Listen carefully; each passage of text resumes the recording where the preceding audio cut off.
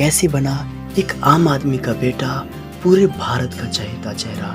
इन दिनों पूरे भारत में इसी नाम के गुणगान हो रहे हैं। आम आदमी से लेकर सेलिब्रिटीज तक सभी इन्हीं के बारे में चर्चा कर रहे हैं। नीरज चोपड़ा के नाम से तो अब बच्चा बच्चा भी वाकिफ है। एथलेटिक्स में पहला गोल्ड हासिल कर सूबेदार नीरज चोपड़ा ने इतिहास रचा है। भारत के लोगों में कुछ कर दिखाने का जज्बा पैदा किया है। आज जिसे पूरा भारत गोल्डन बॉय के नाम से जानने लगा है, 24 दिसंबर 1997 में नीरज हरियाणा के एक किसान के घर में पैदा हुए।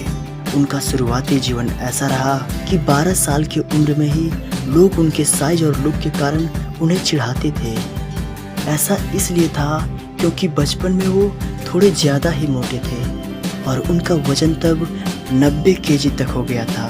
यही कारण था कि उनके पिता नीरज को लेकर काफ़ी चिंतित रहने लगे थे। इसलिए उन्होंने मदलौड़ा के एक जिम में नीरज का एडमिशन करवा दिया, जहां अब नीरज को प्रतिदिन 24 किलोमीटर साइकिल से जाना होता था, जो कि 12 साल के 90 केजी के बच्चे के लिए काफ़ी चैलेंजिंग था। इसलिए नीरज ने अपने पिता से इसकी शिकायत की और किसी नज़दीकी जिम में अपना एडमिशन करवाने के लिए कहा।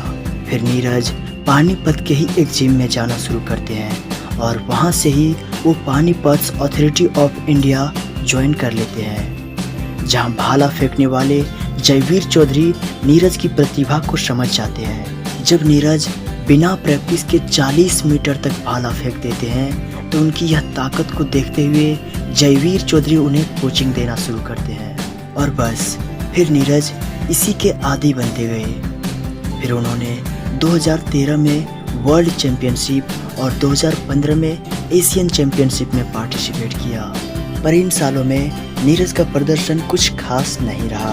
फिर इन्होंने 2016 में साउथ एशियन चैंपियनशिप और वर्ल्ड यूथ चैंपियनशिप में हिस्सा लिया, जहां इन्होंने 2 गोल्ड और 1 सिल्वर मेडल अपने नाम किया।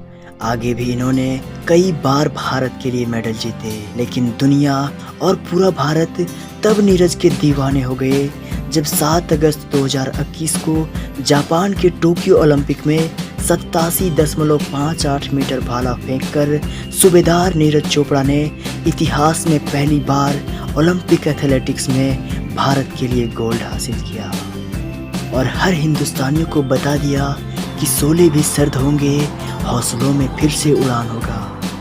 दुनिया सलामी देगी, कदमों में आसमान होगा।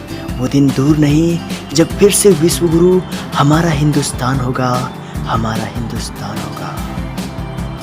वैसे आप इस गोल्डन बॉय के लिए क्या कहना चाहोगे? अवश्य बताएं। धन्यवाद। जय हिंद।